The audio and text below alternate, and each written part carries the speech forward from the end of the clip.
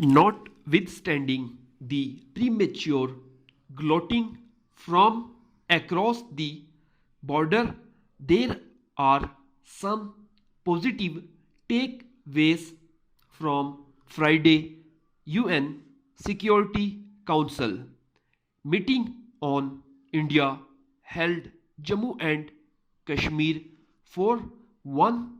This was a rare event, the very first such gathering to exclusively discuss the disputed area. By doing so, the global body has indicated that the revocation of India held Kashmir's status is not India's internal matter, as the latter would have the world believe, but a development with dire implications from the region and beyond. In fact, what little has emerged from those private to the discussion is that the United Nations Security Council is concerned over the situation spiraling out of control. Several developments at the meeting said as much in remarks to the media later on. The Chinese Inoi asking Pakistan and India to refrain from taking any unilateral action that might further aggravate the tensions there, since the situation is already very tense and very dangerous.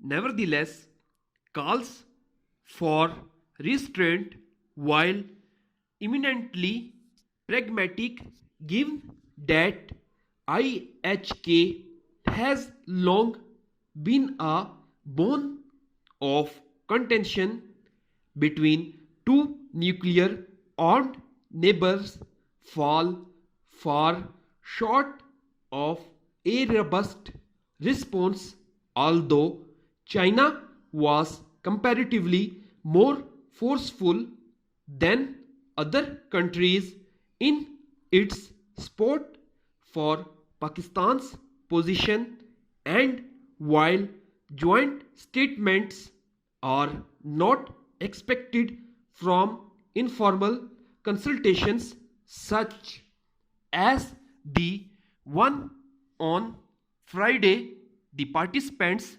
refrained from calling an emergency session, something that Pakistan had wanted.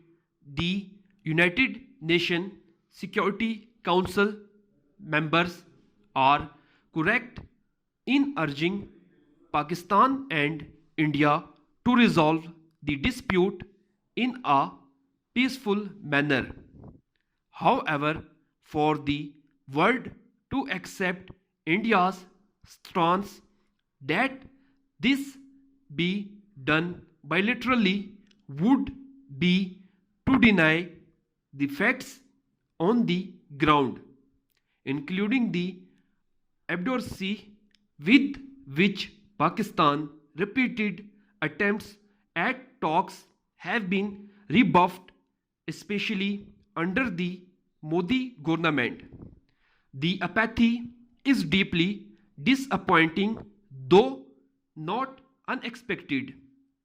As Foreign Minister Shah Mahmood Qureshi said in a press conference last week, the international community, in thrall to its financial interest, is unlikely to come out with guns blazing against India's revocation of Article 370.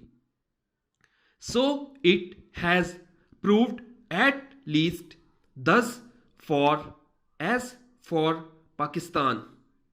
It has not over the years laid the diplomatic groundwork that could sustain its position on IHK when push came to shove, such as now. Instead, flawed, myopic policies that clear-sighted politicians and opinion makers repeated warned against compromised its standing in the world and gave India space to discredit the Kashmiri freedom struggle. As matters stand, it can be argued that Pakistan should have taken the time to engage with the international community and build up more pressure on the diplomatic front before asking for a United Nations Security Council emergency meeting. Nevertheless, the only way ahead is to continue to press for a just hearing on IHK from the world. Updated dictation के लिए मेरे channel को subscribe करें, like करें और मज़ीद आगे share करें।